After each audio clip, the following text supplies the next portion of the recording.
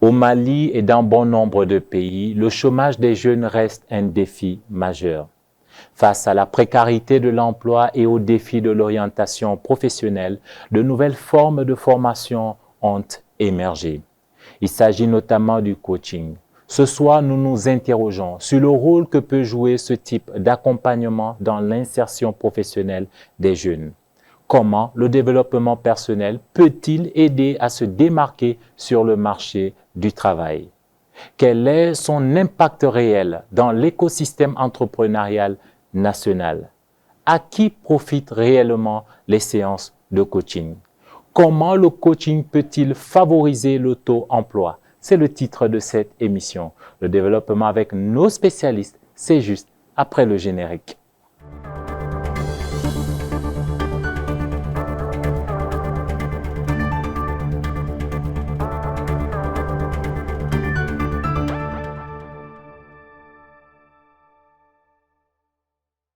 Bonsoir à tous et bienvenue dans Entreprendre, votre magazine dédié aux entrepreneurs et aux différents acteurs de l'économie. Comment le coaching peut-il favoriser l'auto-emploi? C'est le thème de cette émission. Avant d'entrer dans le vif du sujet, je vous propose de suivre le portrait de notre invité spécial.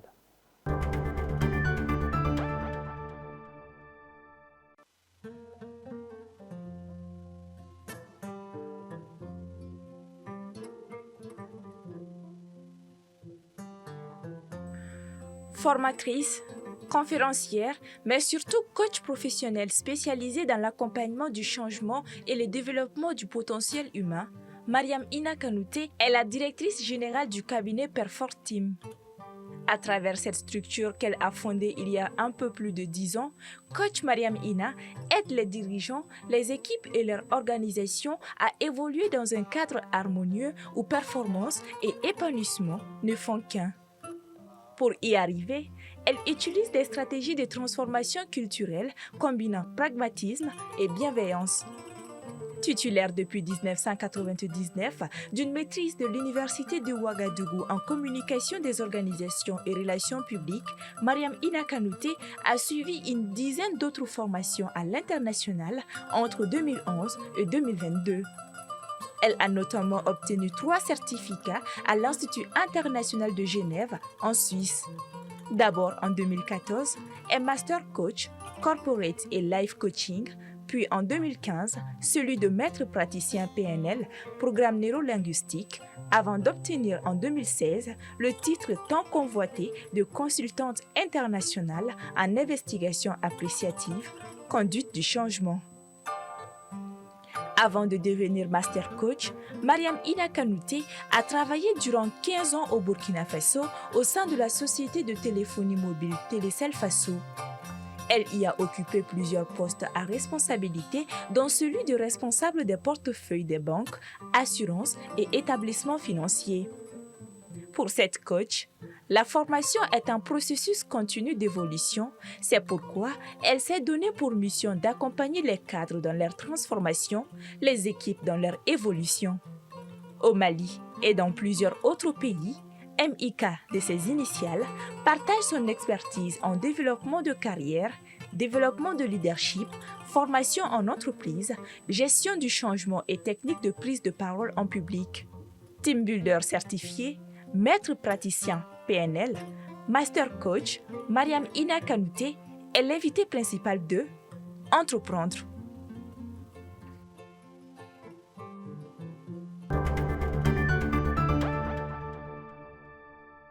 Mariam Ina Kanouté est notre invitée principale, je devrais plutôt dire coach Mariam Ina. Bonsoir et merci d'avoir accepté notre invitation, coach. Bonsoir, c'est un plaisir. Alors, comme on l'a vu à l'instant dans votre portrait, vous avez un long parcours depuis une dizaine d'années. Vous accompagnez, je vais dire, la jeunesse particulièrement parce que je sais tout l'amour que vous portez à cette jeunesse africaine. Alors, dites-nous comment vous est venu cet amour pour le coaching? Par hasard. Mais en même temps, je dis souvent qu'il n'y a pas de hasard. Je travaille dans la téléphonie, comme on l'a dit dans mon portrait. Et puis un jour, je suis tombée sur une vidéo qui disait que c'était à chacun d'entre nous de bâtir la carrière de ses rêves. Et je pense que j'étais fatiguée de faire de la communication, du commercial, de la téléphonie. Et j'avais envie de me révéler autrement. Et voilà, je suis allée à la recherche d'une compétence d'accompagnement. À l'époque, ce n'était pas connu. J'ai fait ma première certification en 2011. Je pense que je dois faire partie des premiers coachs francophones de la sous-région. Donc, j'ai découvert cette formation. Je suis allée me former. J'ai démissionné après. J'ai commencé. Et au fil du temps, ça devient une passion. Je décide de me former encore plus, de me spécialiser dans l'accompagnement des entreprises. Et quand on dit entreprise, j'aime bien le dire, j'accompagne plutôt les humains des organisations. Donc voilà, et bien sûr, en faisant tout ça, tu cherches aussi ce qu'on appelle en coaching ta mission de vie. Et ma mission de vie est orientée sur la jeunesse africaine. C'est former une armée de jeunes Africains conscients et responsables. C'est très important ce que vous dites, vous parlez d'armée. Pourquoi justement cette terminologie? Pourquoi armée? Armée parce que j'estime que quand un jeune est accompagné, il est agissant. Donc, un groupe de jeunes africains qui a de la conscience et de la responsabilité agira pour le continent. Et donc, armé dans le sens, armé à faire le changement, armé à travailler, armé à faire la croissance, à faire évoluer les choses. Alors, vous avez créé votre entreprise, on l'a dit, en 2015. Vous avez quitté le confort, je vais le dire ainsi, le confort d'une entreprise qui était déjà implantée, où vous aviez un salaire. J'imagine que c'était risqué. C'était risqué. Alors justement, vous avez, dans vos explications, on comprend que vous avez suivi d'une certaine façon votre passion. C'est vrai, c'était pas donné. Et je vous avoue qu'avant de vouloir être coach, je crois que je suis une entrepreneur dans l'âme.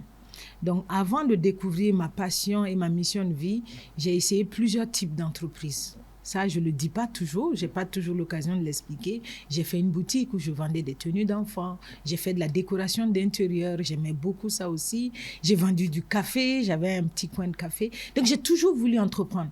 Et je crois que chez moi, ce qui n'a pas fonctionné, et parfois, selon les entrepreneurs que je rencontre, je leur dis souvent, c'est de pouvoir faire un retrait chaque fois que ça chauffait un peu. Donc, j'ai dit à un moment donné, pas de plan B. Et donc, quand je me suis lancée dans le coaching, j'ai démissionné. Et comme je n'avais plus de plan de retrait, il fallait avancer. Justement, vous aurez l'occasion de nous expliquer votre brillant parcours qui inspire plus d'un. Mais avant, je vous invite à suivre ce grand angle qui va nous permettre d'aborder un sujet particulier, celui de l'accompagnement des jeunes pour favoriser leur insertion professionnelle ou pour les aider à s'auto-employer.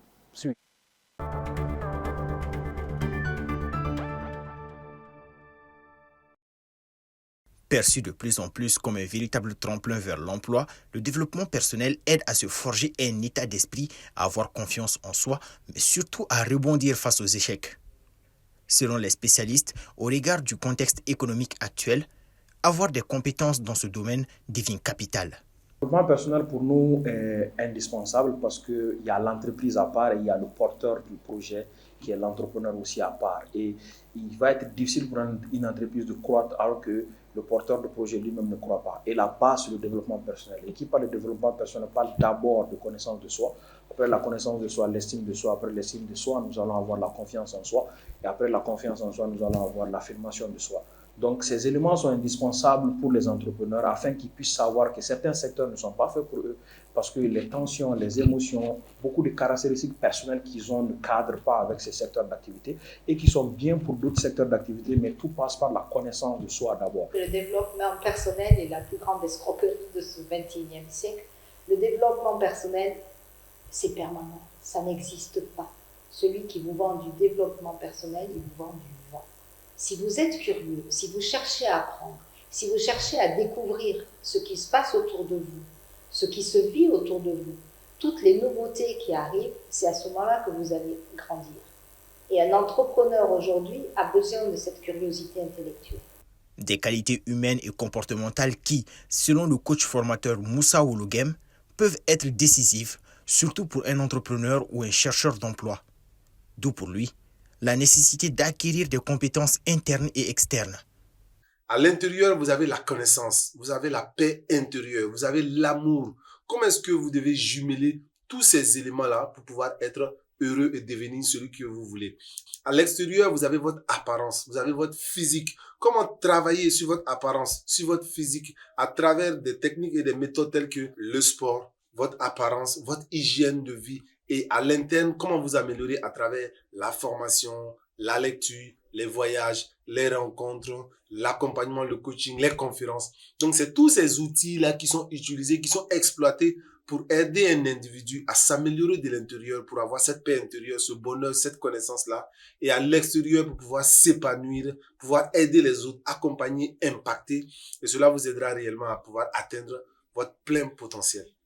D'après les données du Bureau international du travail, chaque année au Mali, 300 000 jeunes arrivent sur le marché de l'emploi, dont la plupart n'ont ni qualification ni diplôme. Ce qui pose des problèmes d'insertion sociale et professionnelle, mais surtout de formation et de capacité à entreprendre. Ce qu'il faut rappeler, c'est que nous avons deux logiques d'entrepreneuriat ici chez nous dans notre environnement. Nous avons la logique entrepreneuriale où l'entrepreneur est lui-même le porteur de projet. Dans ce cas de figure, la croissance de l'entreprise dépend à 100% de lui, sa croissance. Donc, ça veut dire qu'il doit avoir il doit mettre l'accent sur son développement personnel, le développement de ses capacités, de ses compétences, de beaucoup de secteurs pour pouvoir aider l'entreprise à croître aussi avec lui. Et nous avons aussi la logique managériale où l'entrepreneur n'est pas celui qui gère au forcément, il devient un investisseur et il choisit un dirigeant, un directeur ou un manager qui gère la structure à sa place. Même là, le développement personnel est important parce qu'il s'agit maintenant de gérer des personnes de haut calibre qui ont un certain niveau, qui ont un certain mindset, qui ont un certain niveau de compétence et que tout le monde ne peut pas gérer. Donc, il faudra aussi se développer pour se mettre à leur niveau afin de pouvoir aussi les superviser et les contrôler parce que leur confier l'entreprise ne signifie pas qu'on les laisse faire ce qu'ils veulent. Apprendre de soi en entreprenant, c'est le pari qu'a fait Moussa Doumbia. Promoteur d'une entreprise de production de boissons à base de fruits locaux, ce jeune entrepreneur n'est pas passé par des formations classiques en développement personnel, mais estime avoir énormément appris en pratiquant au quotidien son activité. Créer une société au Mali, c'est la plus grande forme de développement personnel qui puisse exister. Parce qu'on apprend de soi, on apprend de ses qualités, de ses compétences. On essaie de déployer, de regrouper les ressources de gauche à droite dans un environnement plutôt fragile et qui est assez complexe pour le développement des initiatives, et surtout dans les États du Sahel. Un constat partagé par cet économiste. Pour lui, le développement personnel n'est pas un luxe, mais une nécessité dans un contexte d'auto-emploi de plus en plus présent.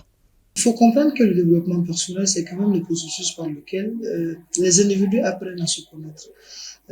Connaître leurs aptitudes, connaître leurs compétences, connaître leurs atouts, connaître la façon dont ces individus-là vont définir les objectifs de leur quotidien, pour ne pas dire de leur existence professionnelle. Partant de ce postulat-là, il est évident que ces facteurs, le développement des compétences, le développement des capacités, des qualités, sont des facteurs essentiels, on va dire, au parcours entrepreneurial. Bien que l'on ne dispose pas de chiffres sur l'impact macroéconomique du développement personnel, pour Khalid Dembélé, son impact sur la productivité n'est plus à démontrer.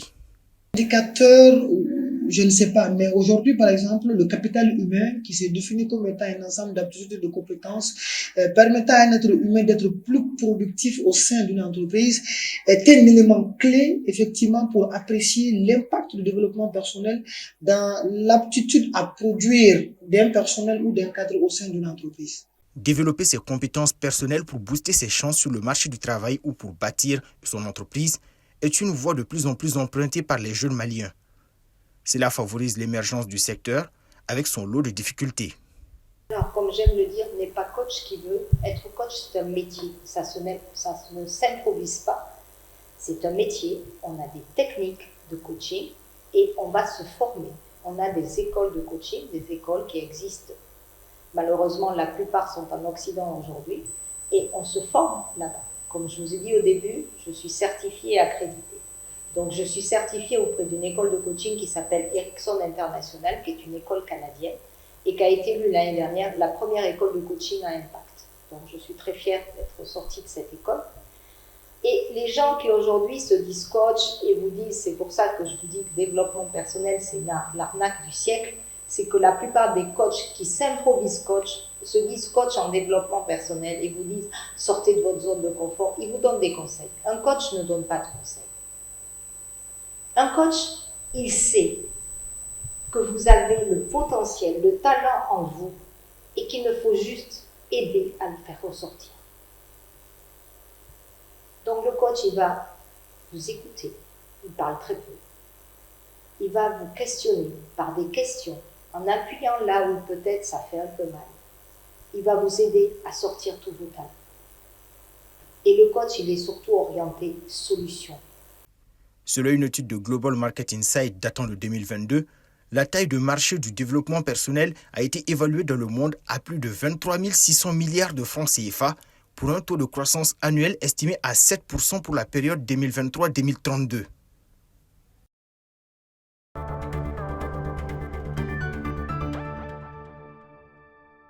Plusieurs points ont été évoqués dans ce reportage. Nous allons bien sûr revenir en détail sur certains. Mais avant, coach Mariam Ina, tout à l'heure, on a entendu un jeune dire que créer déjà une entreprise au Mali, c'est la plus grande forme de développement personnel. Je vous ai vu acquiescer. Vous partagez cet avis?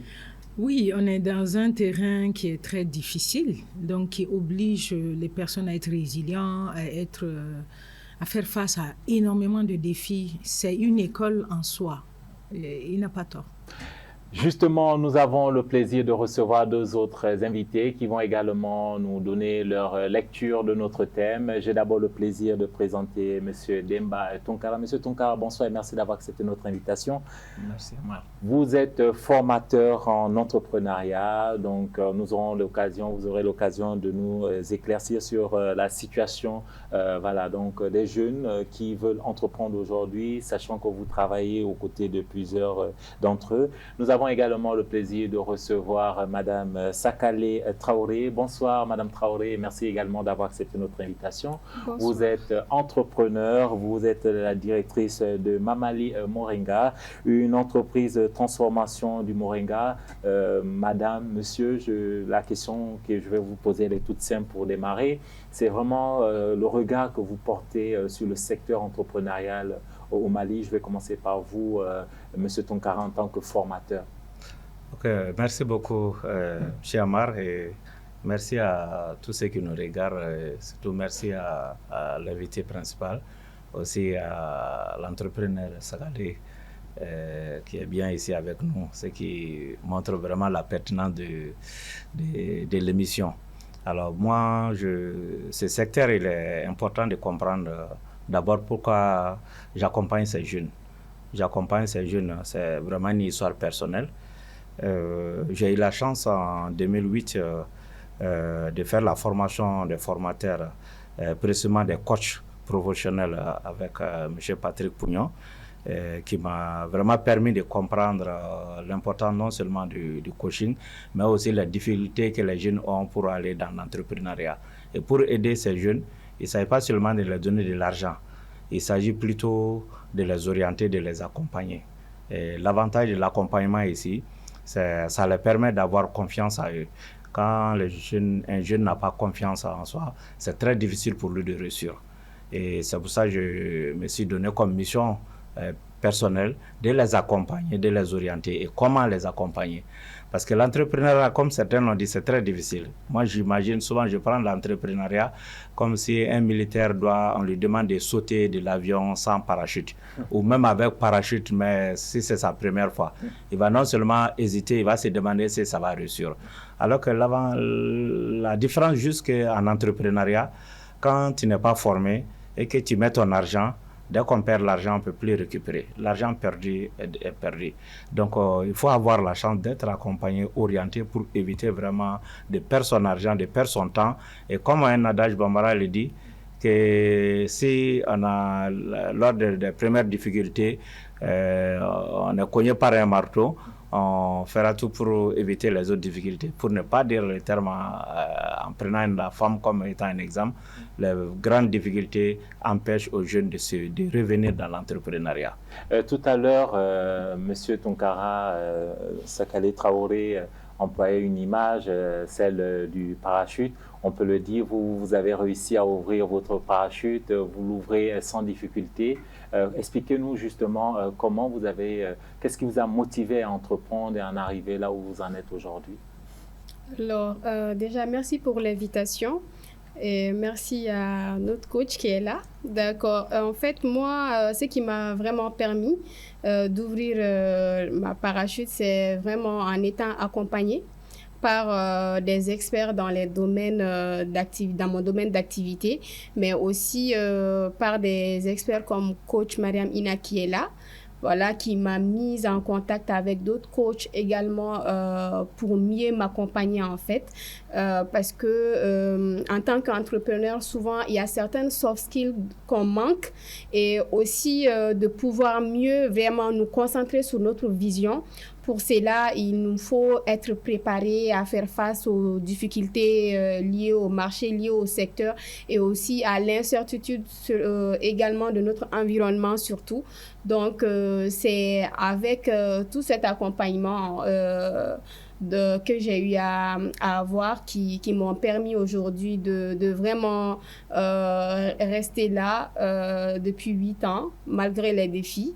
Et aussi le fait que je suis également entourée de pas mal de mentors, voilà, qui sont des champions dans leur domaine, pas forcément des gens qui évoluent dans l'agribusiness ou la transformation, mais qui excellent également dans leur secteur d'activité, avec qui je m'entoure pour pouvoir vraiment atteindre mes objectifs. On va justement voir cette première infographie. Je vais vous donner la parole, coach Kanouté. Cette première infographie qui nous amène à parler du marché malien de l'emploi. On parle de plus de 300 000 jeunes qui arrivent chaque année sur le marché de l'emploi, selon les données du Bureau international du travail BIT. Aujourd'hui, ces données ont certainement évolué, mais coach Ina, vous qui travaillez avec ces jeunes-là, qu'est-ce que vous constatez en termes de besoins? De quoi ont-ils besoin? Parce qu'on parle beaucoup d'inadéquation entre la formation et l'emploi recherché par ces jeunes. Qu'est-ce que vous avez constaté? Alors, il y a l'inadéquation entre les formations et le besoin des entrepreneurs sur le terrain, c'est sûr.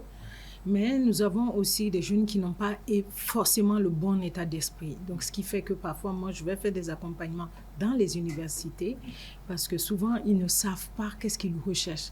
Dans ce sens-là, j'ai l'impression que nos jeunes sont moins matures quand ils sont au niveau de l'université. Donc, ils s'amusent beaucoup. Voilà, ils sont en cache-cache avec les professeurs, les parents et tout. Je leur dis souvent, mais c'est votre avenir que vous êtes en train de construire. Donc, parfois, ils sont aussi là.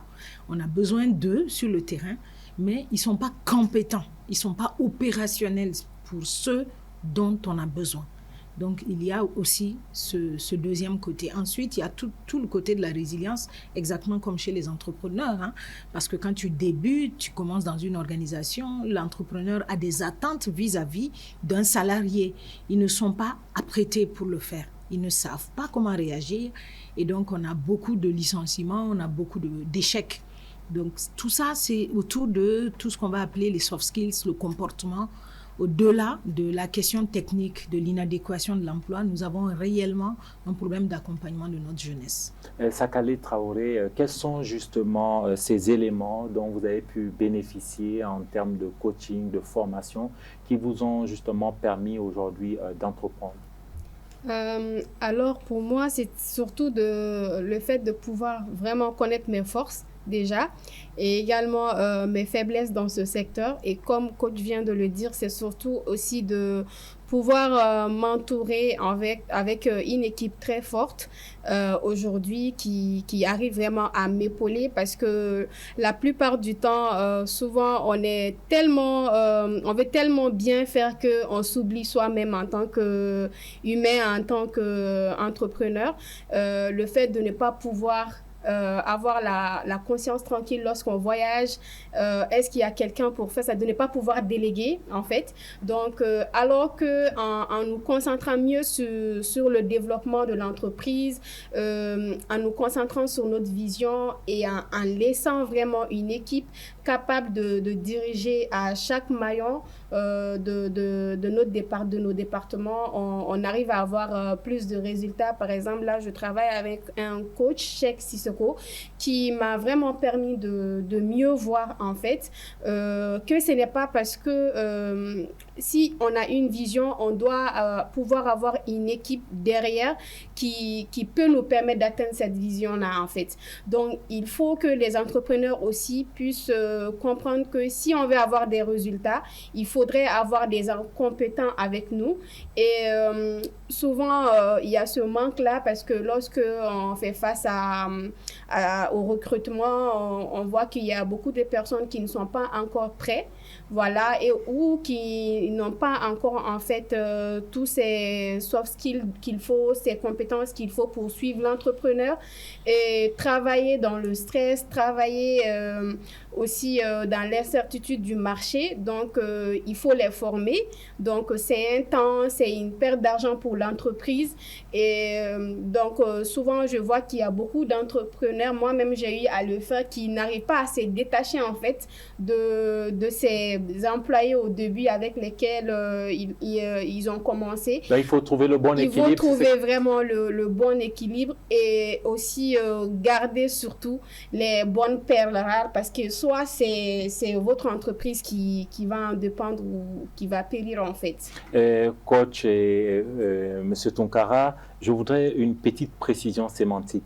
La différence entre coach et formateur, parce que je sais qu'il y a une grande différence et vous allez nous l'expliquer, mais c'est vrai qu'on ne fait pas forcément très bien le lien entre les deux. Vous êtes formateur, c'est bien cela, vous n'êtes pas coach, c'est bien cela?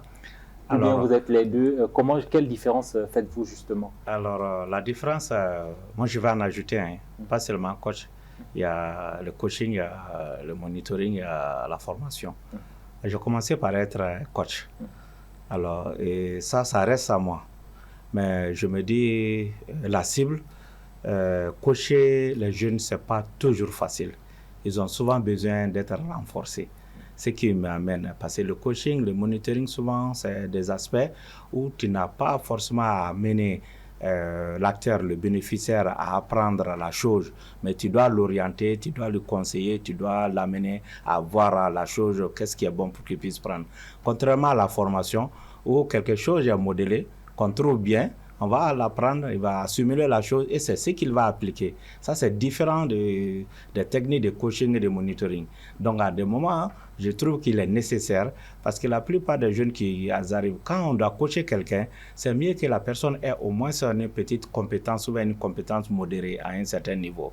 Mais la formation, c'est qu'on détecte d'abord tout ce qui est déficit sur la personne et on peut élaborer un module en fonction de son besoin et lors d'une séance, il doit apprendre. Donc, il ressort renforcé.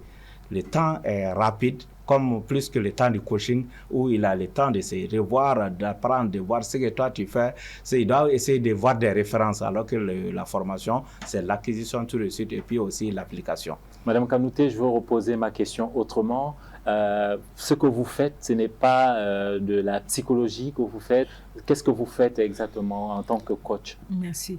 Mon métier a plus à voir avec le psychologue que la formation ou le développement personnel, contrairement à ce que beaucoup pensent.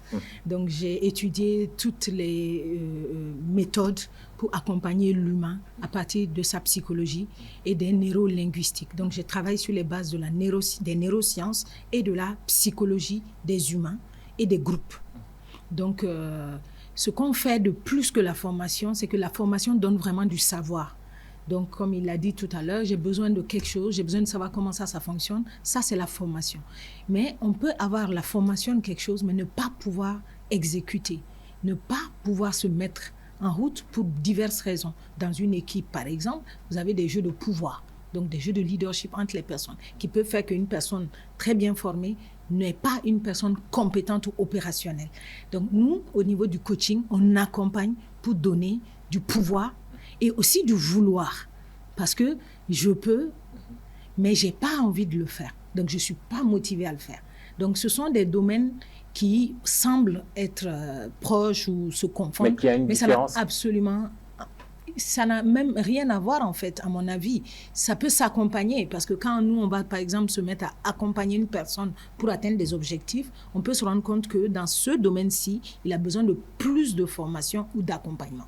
Par exemple, dans l'accompagnement de Sakalé, elle vient de vous le dire, sur le plan marketing et la précision de son produit, elle avait besoin d'une personne qui avait des compétences. Donc, je l'ai amenée vers un formateur qui l'aide à clarifier son marché, son produit et tout ça. C'est pas moi, mon domaine. Mais c'est l'ensemble de toutes ces actions et des objectifs qu'elle va atteindre, parce que ça ne passe pas que par le savoir. Elle peut avoir des blocages, elle peut avoir un environnement qui n'est pas propice, elle peut avoir... Donc, moi, je travaille sur tout ce qui est comportement. Donc, c'est pour ça qu'on parle de soft skills, donc les compétences du comportement, par opposition justement aux compétences techniques, qui sont des compétences, ce qu'on appelle les hard skills, donc tout ce qui est savoir-faire. Voilà, donc le coaching va plutôt travailler sur ton savoir-être. Justement, en parlant de savoir-faire, savoir-être, vous avez commencé à parler tout à l'heure de ces compétences. On va voir cette infographie qui va nous amener à peut-être pas chiffré, parce qu'il y a plusieurs débats autour, mais ce sont des données de Global Market Insight qui nous montrent que la taille du marché du développement personnel dans le monde a été estimée en 2022 à plus de 23 600 milliards de francs CFA, pour un taux de croissance annuelle composé entre 2023 et 2032 à 7%. Concrètement, ça veut dire que le secteur dans lequel vous évoluez a le vent en poupe, et on va poursuivre justement ces explications en regardant cette autre donnée sur le développement personnel, les principaux segments du marché de développement personnel, les secteurs qui, entre guillemets, rapportent beaucoup plus, où les gens en tout cas investissent beaucoup pour être accompagnés. C'est le secteur de l'encadrement et de la formation. On parle de plus de 8 260 milliards de francs CFA dépensés dans ce secteur en 2022. De façon globale, on se rend compte que le besoin, il est là. Mais pour ceux qui voudraient savoir concrètement comment justement votre travail peut les amener à entreprendre ou à s'insérer dans la vie professionnelle, qu'est-ce que vous leur dites? Mais je leur dis qu'aujourd'hui, on est dans un monde extrêmement complexe et changeant. Et donc, une personne a beau avoir les compétences, il y a énormément de choses à revoir tout le long de son parcours. Et aujourd'hui, également, les gens cherchent beaucoup la performance. Donc, nous travaillons à mettre de la performance. Sauf que entre vous et la performance que vous voulez atteindre, vous avez tout le deal, je dirais, toute la transaction que vous avez face au potentiel humain qui va déterminer votre succès. Et ça, personne n'est à l'abri de ça, même les top managers. Parce que je le dis souvent, parfois on nous appelle dans les entreprises pour former tous les directeurs, tous les chefs de service. Mais le top manager, il se dit, non, pas moi, je suis trop compétent pour ça. Mais lui aussi, il a besoin des coachs. Et si vous l'avez peut-être lu dans vos recherches sur le coaching, aux États-Unis, les présidents, les hommes d'affaires, ils sont tous fiers de dire, j'ai 3, 4, 5 coachs. Parce qu'on n'est jamais trop grand pour le coaching. Pourquoi? Parce que le coach ne prétend pas connaître ton domaine. Il n'est pas là pour te former. Tu es déjà assez formé. Il t'aide, parce que c'est sa spécialité, à faire un zoom arrière sur ta situation, à te permettre d'avoir une vision plus claire et te projeter. Et entre les deux processus, voir avec toi tout ce qui peut te faire grimper en compétences, voilà, tout ce qui peut t'amener à atteindre tes objectifs. Et aussi, bien sûr, par là, on doit aussi chercher à savoir qui tu es. Parfois, même les plus grands ont des zones d'ombre, des blocages, des défis du passé, des blessures qui peuvent les empêcher dans le faire quotidien, comme avec leurs collaborateurs, avoir des comportements contre-productifs, avoir des réactions qui peuvent créer des problèmes dans le groupe. Donc, ils doivent tous chercher à être des leaders. Et nous, on les accompagne à ce processus-là. Et vraiment, personne au monde n'est trop compétent pour se faire coacher? Personne au monde n'est trop compétent pour se faire former. Vous partagez cet avis? Se faire coacher. Pour se faire coacher. Pardon, je crois que c'est là même le sens du coaching. Parce que quand on regarde, le coaching est orienté vers des cibles déjà sensibilisées.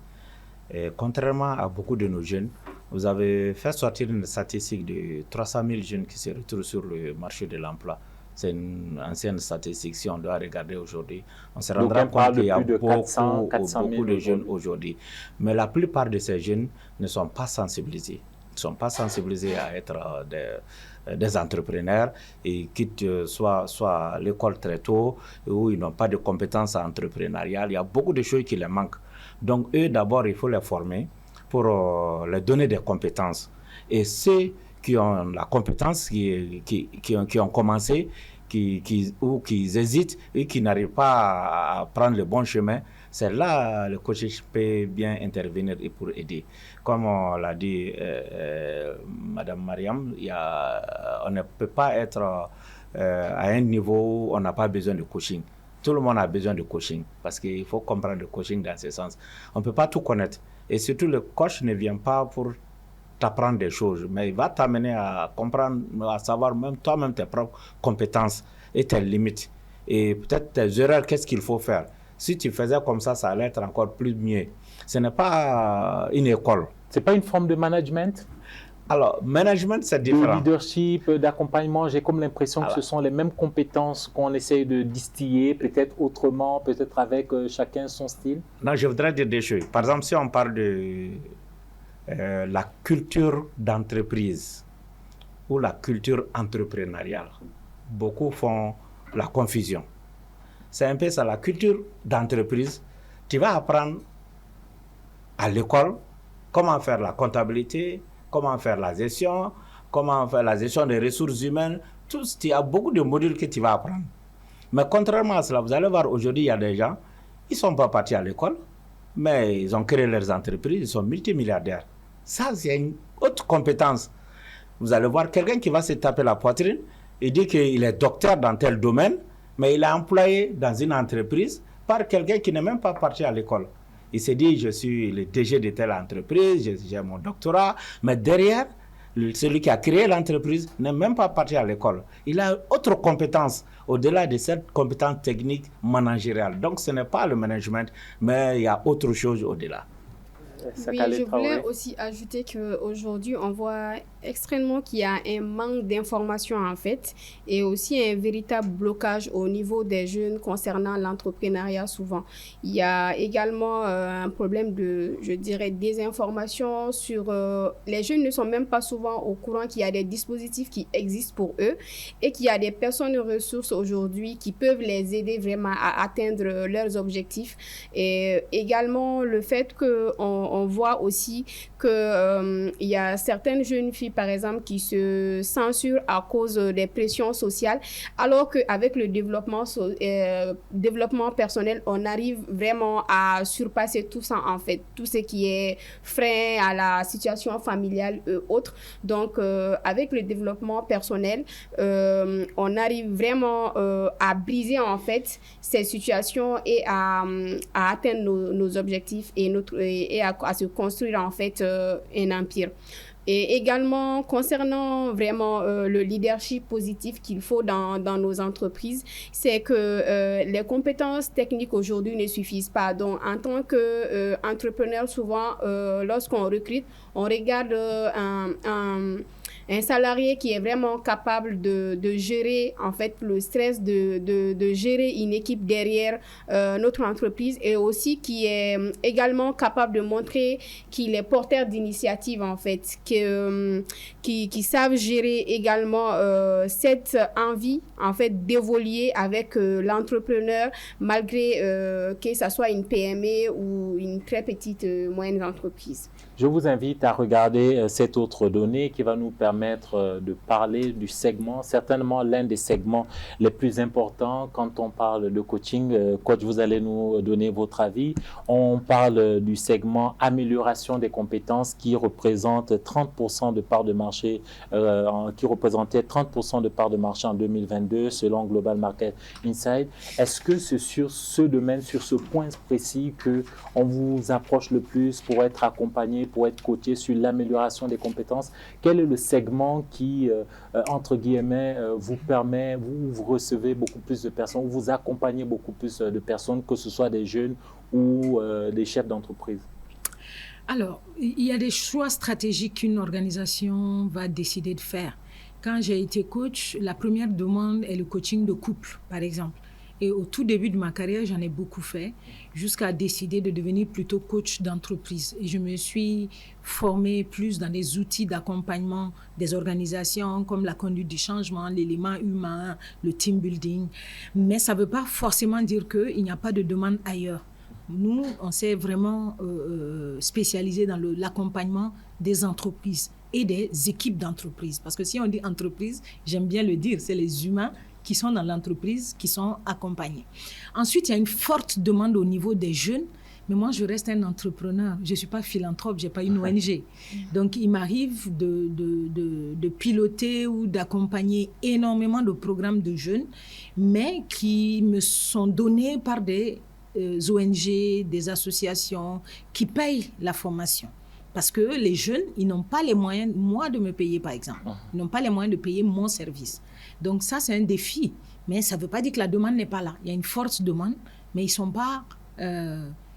n'ont pas les moyens de se payer de la formation. Et j'aime aussi dire, même quand ils ont les moyens, ils préféreront payer un bazin pour le mariage de leur cousin que de payer coach Mariam Ina. Alors, certains ont la chance, on paye pour eux, et les autres... ils vont faire autrement. Je crois que ce que Mariam dit, c'est assez important. Ce marché de développement personnel, du coaching, tout ça. Mais il faut regarder un peu les jeunes. On parle du marché. Pour qu'un jeune puisse être coaché, se former, il y a des alternatives. Soit il a l'argent, ou il y a quelqu'un qui finance pour lui. Souvent, les jeunes n'ont pas d'argent. Souvent, ceux qui financent ne couvrent pas la grande majorité de ces jeunes. C'est là où moi j'interviens. Parce que je ne sais pas, peut-être comme Mariam qui ne peut pas faire des choses totalement... Pardon de vous couper 2 secondes. Je vais juste préciser que vous faites ce qu'on appelle aujourd'hui l'entrepreneuriat social. C'est-à-dire que vous travaillez à but non lucratif. C'est bien cela? Effectivement, c'est bien ça. Donc, c'est pour ça que le samedi, j'arrive à réunir les jeunes. Et je les forme gratuitement. Parce que ce marché, les jeunes n'ont vraiment pas d'argent. Ils ne peuvent pas se permettre de les payer. Ils n'ont pas souvent des gens pour les aider à financer les formations. Mais lorsqu'ils sont invités, ils doivent participer à une formation de renforcement et qu'ils ne payent pas, c'est là le déclic. Ils se demandent souvent comment on peut former quelqu'un sans nous demander de l'argent. Au départ, eux-mêmes, ils demandaient. Pour eux, quand on doit les former seulement, il y a une ONG derrière qui donne les transports, les déplacements. Avant, ils ne comprenaient pas. Mais maintenant, ils ont compris que quand tu veux être renforcé, c'est à toi-même de mettre la main dans ta poche pour le payer ou une ONG. Et chaque fois qu'on les invite, ils viennent sans contrainte. Et les formations que nous donnons, au-delà de la formation entrepreneuriale, il y a ce que nous, on appelle la compétence de vie. Non, du compétence de vie, c'est simple. Beaucoup de ces jeunes, ils ont l'amour d'entreprendre, mais ils ne savent pas même comment se comporter avec les clients. Souvent parce qu'à l'école, ils peuvent faire 10 ans, 15 ans sur les bancs, ils n'apprennent pas l'entrepreneuriat à l'école. C'est lorsqu'ils font face au chômage et aux difficultés qu'ils décident d'aller dans l'entrepreneuriat, avec des comportements très souvent difficiles à mobiliser des clients. Donc on les amène à apprendre à avoir des comportements, ce qu'on appelle les compétences de vie. Et il y a des petits modules qu'on les dispense pour savoir comment se comporter, comment gagner de l'argent passé à l'école. On ne les forme pas pour être riches. On ne les forme pas pour employer des gens. On ne les forme même pas pour être des bons employés. Ça, c'est difficile. Monsieur Tounkara, pardon de vous interrompre quelques secondes. Est-ce que le fait que ce soit gratuit, une formation gratuite, on est au Mali, on connaît les réalités, lorsque c'est gratuit, il y a certains qui négligent, qui ne viennent pas. Est-ce que vous avez le sentiment qu'ils sont très à l'écoute malgré que ce soit gratuit, bien que ce soit gratuit? Effectivement, parce qu'il y a cette tranche de jeunes qui ne bénéficient pas de l'accompagnement des ONG, des projets, des personnes. Ils n'ont pas aussi des moyens. Et leur seule alternative, c'est qu'on puisse les appeler pour les former gratuitement. C'est ça leur attente. Parce qu'ils ne savent pas que ça existait. C'est pour ça que lorsqu'ils sont appelés aujourd'hui, quand on les appelle pour un week-end, on commence souvent à 8 h, prétendant terminer à midi, mais souvent si on ne fait pas attention, à 16 h, on est encore ensemble. Parce qu'il y a l'engouement. Ils sont très, très à l'écoute et ils bénéficient. Voilà.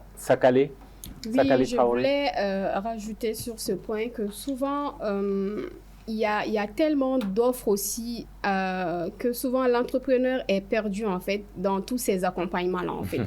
Parce que souvent, on ne se pose pas la vraie question sur c'est quel accompagnement dont j'ai réellement besoin.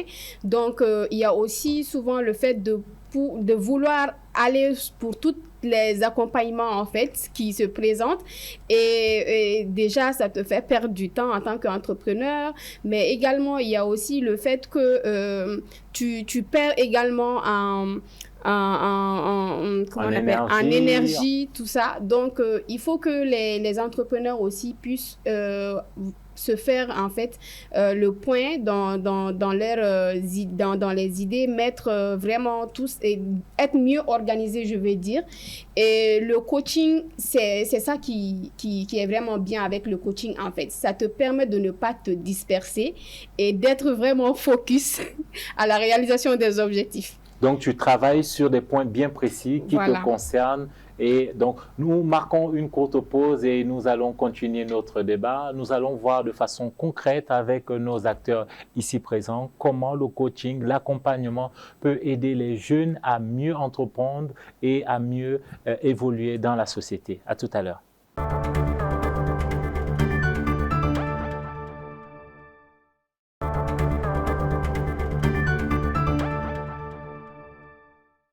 Rebonsoir et merci de suivre cette seconde partie d'Entreprendre. Je suis toujours en compagnie de nos trois invités, dont notre invité principal, coach Mariam Ina Kanouté, que vous devez certainement reconnaître. Je suis bien entendu en compagnie de Madame Sakale Traoré, entrepreneur. Peut-être que vous dégustez d'habitude ces thés de moringa. Nous sommes également en compagnie du formateur social qui vous a peut-être formé gratuitement, Monsieur Demba Tounkara. Merci mesdames, merci monsieur d'être resté sur le plateau. Coach, on va poursuivre en regardant ce point de vue que je vous invite donc à suivre, qui va nous permettre de parler de la confiance en soi. Comment concrètement la confiance en soi peut aider les entrepreneurs. C'est un témoignage.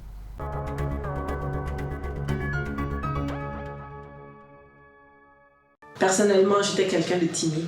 J'étais quelqu'un qui avait peur. Quand on parlait d'exposer en classe, j'étais glacée en fait. Je n'arrivais pas à faire l'exposé. Et très souvent, c'est moi qui travaillais. Je travaillais dans le noir et après, je donnais le travail pour qu'une autre personne présentait. Et quand je venais devant la classe, je n'arrivais pas à dire ce que je devais dire. Et c'est une autre personne qui prenait le relais.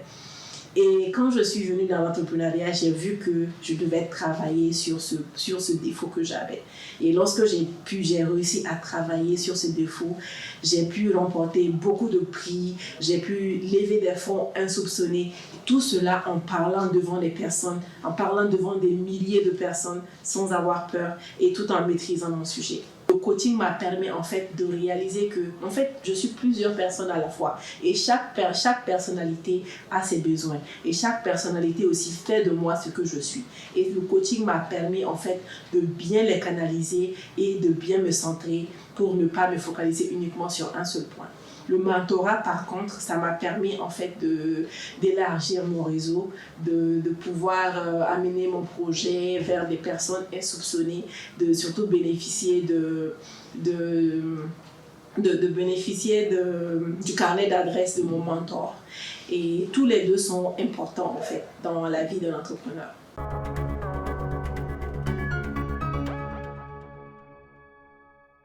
La jeune entrepreneur qu'on vient de voir, elle entreprend dans le secteur de l'agroforesterie. Elle l'a dit, au départ, elle était timide quand elle était sur le banc de l'école.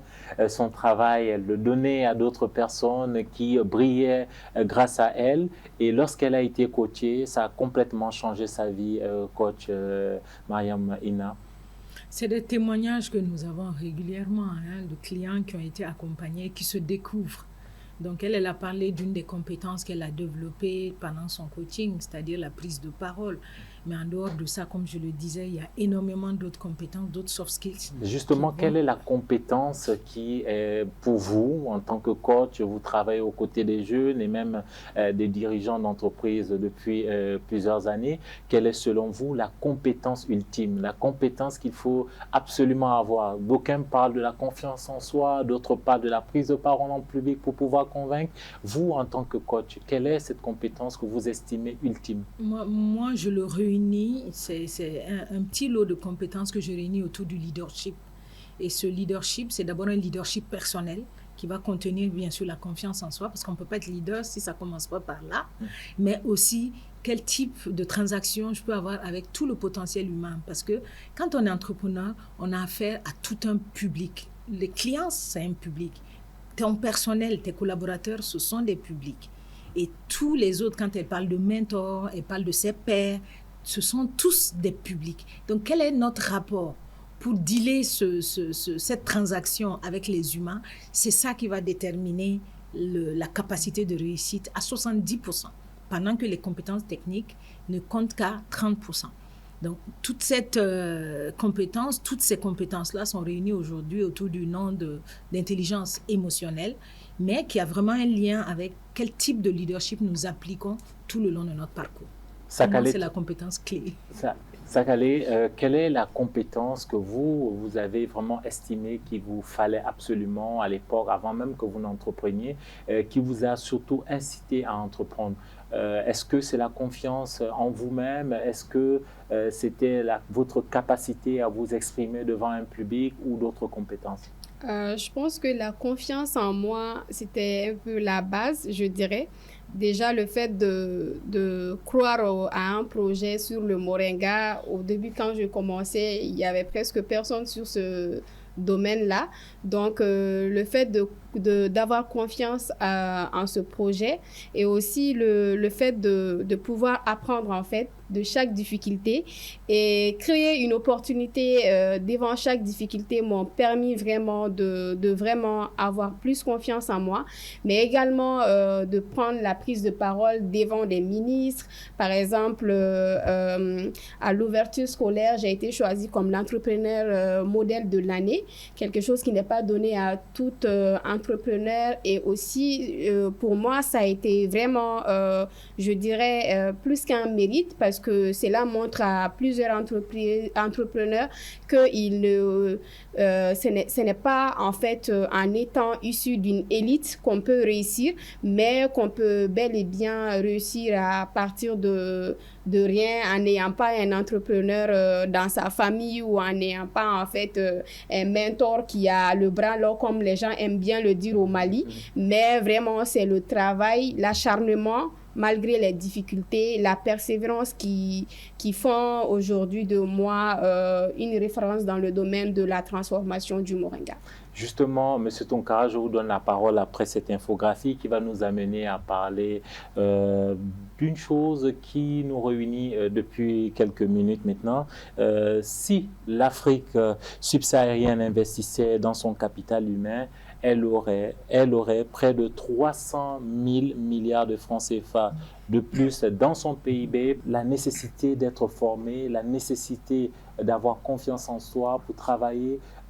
D'après donc cette donnée qui, je rappelle, la source est du Fonds des Nations Unies pour la population, qui est quand même une institution assez sérieuse, qui, j'imagine, a dû mener des investigations, des enquêtes pour en arriver à ce résultat. On se rend compte que la formation, le coaching, tout ce qui est autour en termes d'accompagnement, c'est important pour nos économies africaines. Oui, je crois que c'est plus qu'important. Surtout, nous sommes aujourd'hui à un niveau de développement où le capital humain a vraiment beaucoup sa place dans ce développement. Alors, peut-être permettez-moi, avant d'aller directement avec ça, de faire un lien avec les compétences de développement de vie dont on parlait. Parce qu'en parlant de développement humain, moi je vois là, c'est que ça n'est pas de la croissance de l'être humain, mais il s'agit du développement des compétences de la personne. Et le développement de la personne, ça permet non seulement de pérenniser la réussite. Si on prend le cas de l'entreprise, si on prend le cas d'un pays, ça permet de pérenniser la recherche et le développement réel.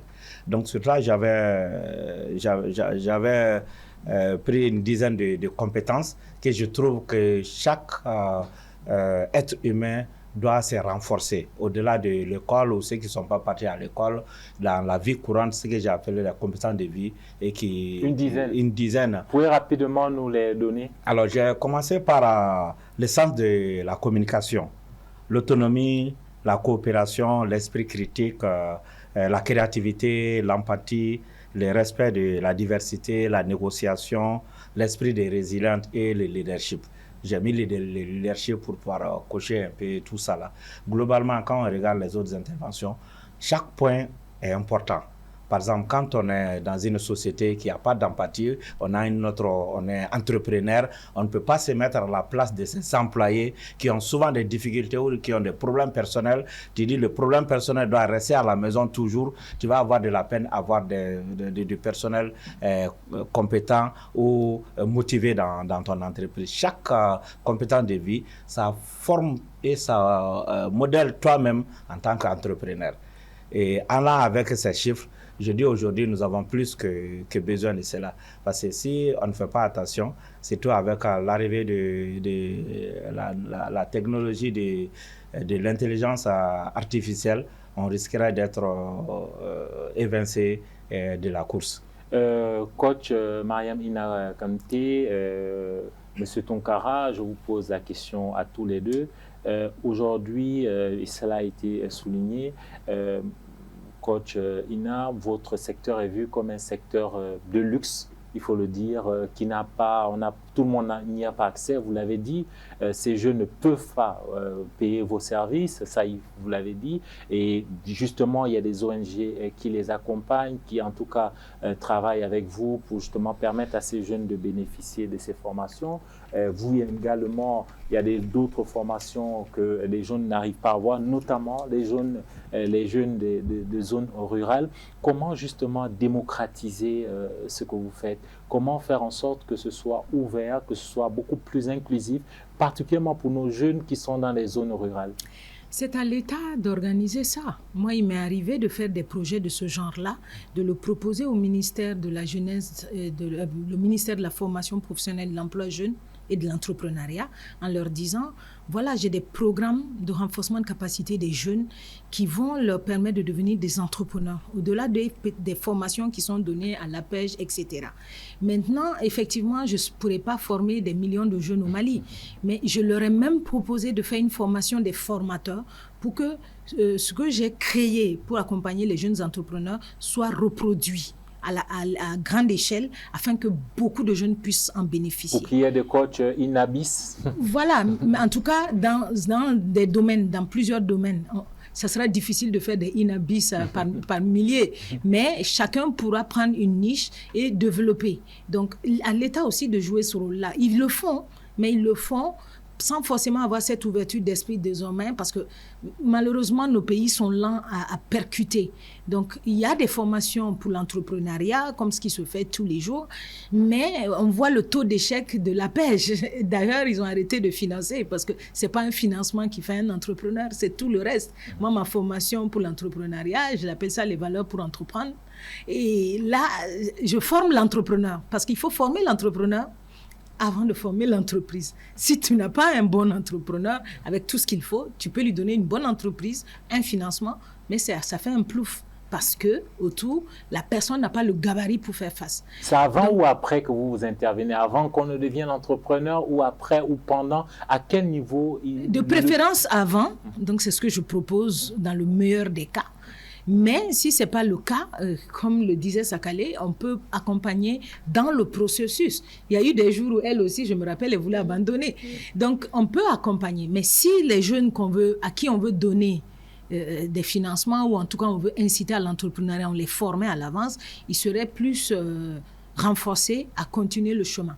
Et ce qu'il faut savoir que beaucoup ne le savent pas, les 5 dragons qui ont émergé dans le monde ont commencé avant tout à introduire le développement personnel dans leur cursus scolaire. Et ça aussi, je l'ai proposé dans les ministères liés à la formation en disant il est possible aussi d'avoir des modules légers à intégrer au niveau de notre formation, notre cursus universitaire pour mettre les soft skills à un certain niveau et avoir changé le mindset de notre jeunesse en fait. Parce qu'en fait, autour de tout ça, c'est quel état d'esprit on donne à nos jeunes pour qu'ils soient les leaders de demain. Parce que si je résume, il s'agit de ça, qu'ils soient conscients, qu'ils soient responsables, qu'ils sachent ce qu'ils veulent dans leur vie et qu'ils aient les outils pour se mettre en route et y arriver. Et ça, on a besoin d'un programme, on a besoin d'une vision pour forger les citoyens maliens de demain qui vont accompagner le Mali que nous voulons voir. Et tous les jours, nos enfants vont ailleurs pour apprendre ces théories-là. Mais nous-mêmes, quel est le contenu qu'on prévoit pour nos jeunes, que ce soit ceux qui veulent travailler pour l'administration, mais même ceux qui vont travailler demain dans l'entrepreneuriat, ils feront partie aussi de ceux qui vont faire la croissance. Monsieur Tounkara, après, Madame. Moi, je vais intervenir sur votre question et puis surtout sur l'intervention de coach Mariam qui parle de sa proposition à l'État de faire un programme qu'elle a établi, qu'elle a soumis, qui n'a pas été accompagné. Peut-être je voulais juste attirer son attention que vous allez voir le plus souvent que l'État a d'abord ses programmes et il y a beaucoup de propositions de programmes souvent à l'État. Ce qui fait souvent l'application, c'est souvent difficile. Et souvent, ce n'est même pas prévu dans leur programme annuel. Et quand ça vient, ça tombe au plus, ce n'est pas facile de le prendre. C'est pour ça que moi, je reste convaincu sur ma position que l'entrepreneuriat social, ce que je suis en train de faire, sans compter sur l'appui de l'État, ni sur les ONG, la petite compétence que j'ai, que je puisse transmettre ça à certains jeunes qui n'ont pas forcément besoin qui sont pas à un certain niveau, comme Sakale l'a dit. Aujourd'hui, Sakale est à un niveau où Sakale a beaucoup plus besoin de coaching que de ce que moi je fais. Peut-être il y a plusieurs années derrière, si on revient, elle aurait eu besoin de ces étapes. Voilà, c'est des étapes. Aujourd'hui, chacun à son niveau doit apporter sa pierre pour vraiment construire l'édifice. Attention, parce qu'à chacun à son niveau. On n'est pas d'accord sur ça. C'est parce que vous avez un salaire quelque part que vous pouvez vous permettre de le faire. Peut-être que vous avez aussi gratuitement une salle, mais ça ne peut pas être un modèle. Ce modèle ne peut pas être reproduit pour tous les Maliens. Vous arrivez à le faire pour une certaine quantité. Mais ça, ce modèle, on ne peut pas se baser là-dessus. Je suis d'accord. Sans compter que je suis une personne qui est farouchement contre la gratuité. C'est cette gratuité. Non, mais parce que ça donne un état d'esprit. Dans mon métier, dès le départ, c'est interdit. Parce que... Vous savez, je peux comprendre quand elle dit qu'elle n'est pas d'accord. Mais je vais la dire alors que c'est cette gratuité qu'elle est souvent en train de bénéficier. Souvent, quelle est la gratuité? Si elle est appuyée par une ONG, elle ne sait pas que l'ONG, c'est l'argent gratuit ou peut-être c'est des impôts qui sont récoltés quelque part, qui sont venus, qui sont donnés à elle pour accompagner. Moi, j'appelle ça la gratuité. Parce que là, c'est financier. Mais ce que j'appelle l'effort physique qui est important, je me dis aujourd'hui, si je prends le cas de Sakale, aujourd'hui Sakale peut beaucoup aider les jeunes. Elle peut devenir mentor, pas coach. elle a bénéficié de beaucoup d'accompagnement de Madame Maria. Elle a peut-être bénéficié, même moi, de mes accompagnements, ou des accompagnements de l'État ou des ONG. Aujourd'hui, sa compétence, elle peut accompagner d'autres sans pour autant même demander de l'argent. Pourquoi? Quand on dit aujourd'hui que je crois qu'elle serait d'accord avec moi. On le fait déjà avec les stagiaires qu'on reçoit chaque année. C'est ça.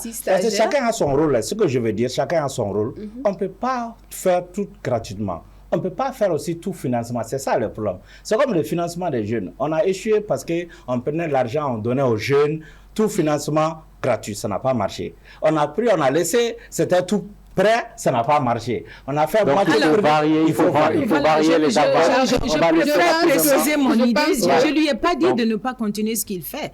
Et même ce que nous, on fait avec les ONG, je suis d'accord qu'il y a une partie gratuite, mais je sais comment nous nous organisons pour que les jeunes soient engagés. Mais ce que je veux dire, c'est qu'il le disait par opposition à quand je disais qu'il faut que l'État s'engage.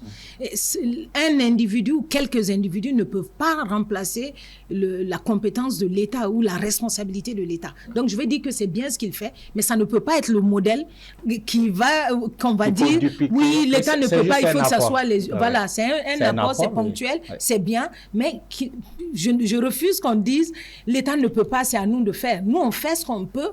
Et moi, je vous dis, c'est vrai qu'officiellement, tu ne le fais pas, mais ce n'est pas possible de ne pas aider. Même quand je fais un coaching à 10%, ça veut dire que j'ai offert 90% et je le fais tous les jours. Mais l'État doit jouer son rôle parce que, comme vous l'avez dit, le Malien lambda, il faut que quelqu'un agisse. Et ça ne peut pas remplacer ce que nous, on est capable de faire, que lui, il est capable de faire, que quelques autres acteurs arrivent à faire. Moi, je travaille avec Mancini Traoré qui fait pareil dans un programme. Il y a le programme NIMD, il y en a plein. Mais ils ne pourront jamais toucher beaucoup de Maliens, alors que l'État est capable de faire un programme avec une vision pour forger ces jeunes-là. Et Sakali Traoré, rapidement, je voulais juste rajouter qu'en fait, il faut que dès le collège, le lycée même c'est trop loin. Je pense que dès le collège, on doit insérer ces types d'initiatives-là en fait.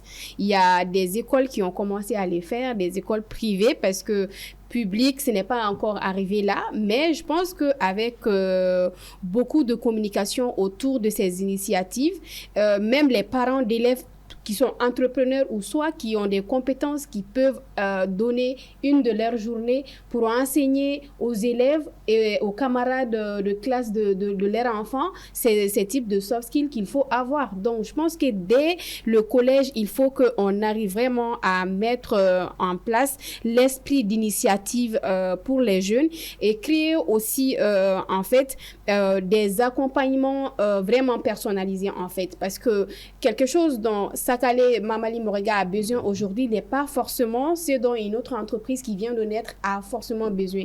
Donc, il faut que les structures d'accompagnement puissent comprendre cela aussi, qu'il ne suffit pas de donner l'argent, mais qu'il faut faire un suivi, qu'il faut également ouvrir un réseau pour que l'entrepreneur puisse vraiment s'épanouir dans son secteur d'activité, en fait. Et surtout, il faut également, comme coach a su le dire, et aussi coach Demba, que l'État a sa partition à faire. Nous aussi, en tant que citoyens de ce pays, nous avons également notre partition et notre apport à offrir.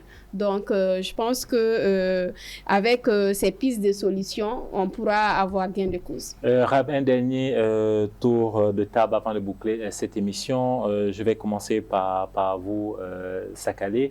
Cela a été souligné tout à l'heure. Aujourd'hui, vous êtes parmi ceux qui partagent également leur expérience. Aujourd'hui, qu'est-ce que, à votre avis, justement, il manque pour faire que ce soit du coaching, de la formation, une réalité, que ça profite beaucoup plus à notre jeunesse? Oui, je pense vraiment, comme je l'ai dit, il faut des accompagnements personnalisés pour chaque entrepreneur et aussi que les entrepreneurs, eux aussi, comprennent que tous les projets ne sont pas faits pour eux. Et que ce n'est pas parce qu'il y a l'argent dans tel projet que je dois être là-bas, mais également que les accompagnateurs ou soit les initiatives qui amènent ces initiatives de financement de projets, qu'il faut également viser loin en fait, à mettre les champions sur place à accompagner les champions dans leur secteur d'activité. Eux, à leur tour aussi, feront qu'il y a plusieurs personnes qui ne sont peut-être pas intéressées par l'entrepreneuriat, auront des emplois stables. Également, il faudrait aussi que le rôle en fait des structures d'accompagnement en fait sont indispensables, mais souvent elles sont sous-exploitées parce qu'elles ne vont pas souvent sur le terrain pour voir les réalités par lesquelles nous sommes en train de passer chaque jour, les difficultés, l'incertitude de notre marché. Donc, il faut vraiment qu'on arrive à mettre tout ça sur place. Et également, pour finir, je dirais que le mentorat, ce n'est pas juste pour les entrepreneurs. Il faut aussi qu'on puisse avoir, je pense qu'il y a d'autres personnes qui sont en train de le faire, le mentorat aussi des employés même, en fait, à être des employés modèles, parce qu'aujourd'hui, les entrepreneurs cherchent des employés modèles. Et comme aujourd'hui, on a besoin d'entrepreneurs modèles, donc c'est une difficulté. Et aussi, souvent, les gens oublient, comme on l'a dit au début, l'inadéquation entre vraiment la demande. Par exemple, nous, en tant que semi-industriel, on a souvent du mal à trouver des maintenanciers de référence, en fait, pour nos équipements. Donc, ça, c'est des métiers par lesquels les jeunes doivent aussi aller. Et il n'y a pas que l'entrepreneuriat agricole qui réussit, il y a aussi les métiers qui sont des secteurs d'activité par lesquels les jeunes peuvent passer aujourd'hui. Et aujourd'hui, on n'attend que ça, en fait. Merci, Monsieur Demba Tonkara. Tout à l'heure, Madame Traoré parlait d'insérer dans nos programmes, depuis, elle a parlé, je crois, du collège, en tout cas, depuis même l'école fondamentale. Voilà, donc ces formations, ces coachings. Vous pensez qu'il y a déjà la maturité nécessaire dans ces niveaux-là pour justement leur permettre, où il faut adapter au niveau pour justement inciter ces jeunes-là plus tard à entreprendre, à s'auto-employer et même à mieux s'insérer dans la vie socio-professionnelle? Vous savez, moi, à mon avis, d'abord, je me permets là de saluer l'initiative des plus hautes autorités cette année qui ont pris l'entrepreneuriat comme leçon modèle. Et Madame Sagalé a été invitée pour cela. Cela démontre tout l'engagement de l'État sur ce secteur de l'entrepreneuriat. Et vouloir le faire au niveau fondamental déjà, je crois que c'est quelque chose de pertinent qu'il faut conserver. Parce que quand moi je regarde les chômeurs le plus souvent, c'est des jeunes souvent, beaucoup de chômeurs. J'ai regardé des gens qui quittent peut-être les régions pour venir faire des études supérieures ici à Bamako. Ils terminent les études, ils peuvent faire 3 ans sans avoir un stage ici, à plus forte raison d'avoir un emploi. Mais quand on échange avec ce jeune, on se rend compte qu'il a quitté, là où il a quitté, son papa avait un grand champ, des hectares, qu'il cultivait, mais lui, dans sa tête, il n'est pas fait pour cultiver. Il ne sait pas que cultiver, c'est un cas de réussite. Ça peut être que c'est de l'entrepreneuriat. Pour lui, il doit juste venir apprendre à avoir son diplôme et travailler dans un bureau. Pour moi, s'il était informé, sensibilisé dès le début, il allait savoir qu'à la fin, je n'aurais pas besoin d'aller prendre mon CV, chercher le travail dans un bureau. Le champ de mon papa qui est là-bas, mon retour, ça serait d'abord, non seulement il va savoir quelle formation il faut faire, et son retour, ça serait ce champ. Donc moi, je trouve que c'est bien d'accompagner, comme les auteurs, d'initier les jeunes dans ça. C'est une très bonne chose à encourager. Mais cela ne suffit pas, il faut le mettre dans les programmes. Et aussi, je suis d'accord avec quand il a parlé de former les employés. Oui. C'est là, moi, je trouve que les mots intrapreneuriat et extrapreneuriat ont leur sens ici. C'est bon de prendre un jeune qui peut-être ne va pas être un entrepreneur, de lui former sur l'entrepreneuriat, qu'il puisse savoir comment se comporter dans une entreprise pour la réussite de l'entreprise, qu'il puisse se comporter comme le propriétaire de l'entreprise dans le sens de la réussite de l'entreprise. C'est ça la vraie réussite. Mais aujourd'hui, on recrute des jeunes, on se demande pourquoi on les a recrutés et on regrette quelques mois Souvent, c'est des amis, c'est des parents, même quels qu'en soient les compétences qu'ils ont souvent, on regrette, on est obligé de les licencier ou si on les prend pour sage, on ne va pas les confirmer parce qu'ils ne savent pas qu'est-ce qu'il faut donner à l'entreprise. Et il y a tout ça qui les manque parce qu'ils n'ont pas appris tout ça à l'école. Ce qu'ils ont appris, c'est la comptabilité, c'est la gestion, dont on n'a pas toujours obligatoirement besoin. On a besoin d'autres choses dont ils n'ont pas eu la chance. Comment le coaching peut-il favoriser l'auto-emploi? C'est le thème de cette émission. On ne saurait terminer cette émission sans vous donner la parole, coach Ina, pour tenter ou ne serait-ce que nous donner des éclaircissements sur cette question. Comment justement le coaching peut favoriser l'auto-emploi? Qu'est-ce que vous dites à ces jeunes-là qui vous regardent actuellement et à ces personnes-là, ces chefs d'entreprise-là qui ne sont pas passés par vos séances de coaching, qui n'ont même jamais peut-être pour certains envisagé d'être coachés? Vous leur dites quoi? Je leur dis d'aller à leur propre école, à l'école d'eux-mêmes, parce que c'est ce qui manque à énormément d'adultes. Qui es-tu réellement? Quelles sont tes ressources? Quelles sont tes lacunes? Quel est ton talent? Quels sont tes talents? Quelle est ta vision d'avenir? La première question que je pose souvent en coaching, c'est dans 10 ans, tu te vois où? Et énormément d'adultes ont de la peine à répondre à cette question parce que pour eux, c'est la vague qui doit les emporter. Et je dis toujours, on ne peut pas atteindre un objectif qu'on n'a pas. Donc, cette conscience de soi, de se connaître, de se projeter, je crois que c'est le tout premier pas. Et à partir de ça, on se rend compte que beaucoup d'ambitions peuvent naître, mais tant qu'on n'explore pas nos ressources, notre potentiel, nos talents, notre mission, on pense que, on est comme tant d'autres en train de suivre la vague et on passe souvent à côté de notre avenir. Donc, c'est le moment ou jamais de se demander qui suis-je, qu'est-ce que je veux faire, qu'est-ce que je veux être, qu'est-ce que je veux avoir. Ça sera déjà un premier grand pas vers l'avenir. Merci mesdames, merci messieurs d'être passés sur le plateau d'Entreprendre. Je rappelle que nous avons eu comme invité madame Sakale Traoré, promotrice de Mamali Moringa, une entreprise de transformation du Moringa. Merci également monsieur Demba Tunkara, formateur en entrepreneuriat, formateur social en entrepreneuriat devrais-je dire. Merci infiniment à notre invité principal, coach Mariam Ina Kanouté. Je rappelle que vous êtes master coach, team builder et vous avez plusieurs certificats. Vous êtes conférencière, vous êtes maître praticien PNL. Programmation neurolinguistique. D'alors, donc d'une des meilleures, sinon la meilleure école donc, de formation sur le PNL, une école suisse de Genève. Merci infiniment, madame, messieurs, d'être passés sur ce plateau. Merci à vous, chers téléspectateurs, de nous avoir suivis et à bientôt sur TM1.